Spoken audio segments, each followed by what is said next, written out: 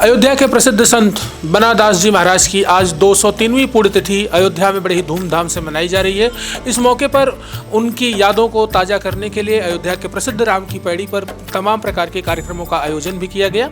उनके बनादास जी महाराज के प्रिय शिष्य रहे भगवती प्रसाद सिंह जी, जो कि प्रोफेसर भी थे, पीएचयू से उनका संबंध था और उन्होंने महाराज बनादास की खोज भी करी थी। उन्होंने उनके ऊपर अपने कई सारे विद्यार्थियों को शोध भी कराया था और उन्हीं की आज पुत्र वधू हमारे साथ जुड़ रही हैं, जो इस समय महाराज बनादास के आश्रम की प्रमुख हैं, महंत हैं।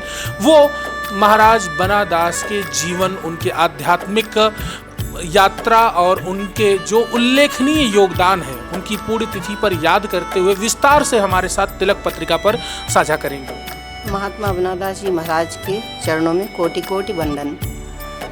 महात्मा बनादास जी के वंशज डॉक्टर भगवती प्रसाद सिंह जी की पुत्रवधू हूँ और मैं उनके सभी कार्यों को सजोने के लिए उन्हीं की कृपा से इस स्थान पे वर्तमान समय में रह रही हूँ। उन्होंने जो भी इस क्षेत्र में करने का प्रयास किया वो उल्लेखनीय है और अद्वितीय है। डॉक्टर सिंह ने महात्मा बनादास जी की खोज की। पहले इस स्थान का नाम भवहरण कुंज था। बाद में हमारे ससुर डॉक्टर भगवती प्रसाद सिंह जी ने इसका नाम महात्मा बनादास आश्रम कर दिया, क्योंकि वो उनके प्रति इतने श्रद्धापूर्ण ढंग से जुड़े हुए थे कि वे उनको सब कुछ अपने जीवन का समर्पित कर देते थे।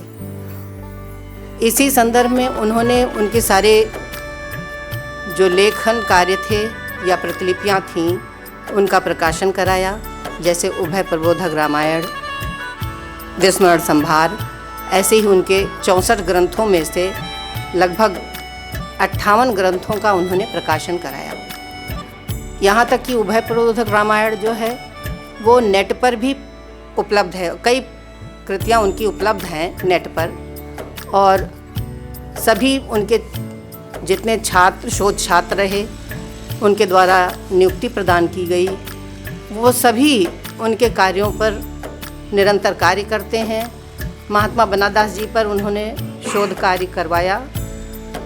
कई विद्यार्थी उनके इस महात्मा बनादास जी पर पीएचडी की। आज भी वे डॉक्टर सिंह के प्रति श्रद्धान्वित हैं और उनके सभी कार्यों के लिए वे उन पर भी कार्य कर रहे हैं। सभी कार्यों पर पूर्णतः समर्पित होते हुए वे डॉक्टर सिंह पर भी कार्य कर रहे हैं, पुस्तक निकालते हुए हैं। यहाँ तक कि चारुशीला सिंह ने अभी उसका 2021 में हमारे ससुर जी पर पुस्तक लिखी, और वे सभी उनके लोक मनीषी की लोक यात्रा, राम भक्ति में रसिक संप्रदाय, इन दोनों पुस्तकों के द्वारा उनका ये मानना है कि अंधेरे में भी वो प्रकाश का कार्य करता है।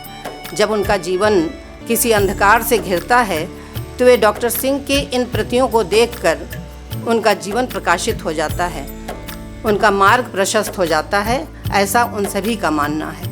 और महात्मा बनादास जी की खोज करने के बाद उन्होंने इस आश्रम को सन 50 में बैनामा कराया, क्योंकि उनकी ये श्रद्धा थी कि हमारे महात्मा बनादास जी यहाँ रहे हैं और हम लोग उनके वंशज हैं, इसलिए इस स्थान को खरीदा जाए तो ज़्यादा उत्तम होगा।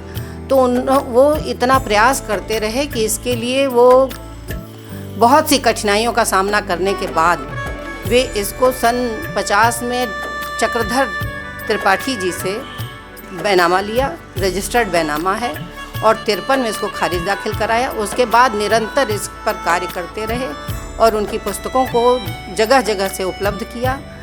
यहाँ पर जो उनको प्राप्त हुआ, उनसे उन्हें जो भी ज्ञान प्राप्त हुआ उनके संदर्भ में, वे सब उसका कार्य पूर्ण किए।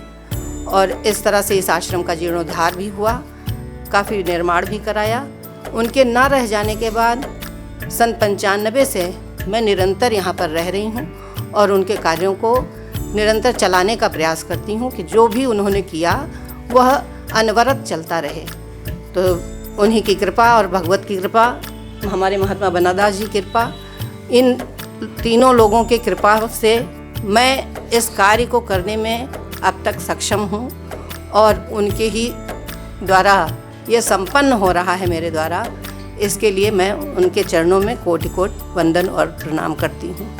पुण्यतिथि पर याद किए गए महाराज बनादास जी और उनके बारे में विस्तार से हमारे तिलक पत्रिका पर उनके उल्लेखनीय कार्यों, योगदान और समाज से जुड़े हुए उनको कैसे एक पहचान मिली, समाज में कैसे वह जाने गए और अयोध्या में वह किस प्रकार करके आकर के इस्टेब्लिश हुए, उन तमाम बातों को हमारे साथ तिलक पत्रिका पे डॉक्टर सिंह ने रखा।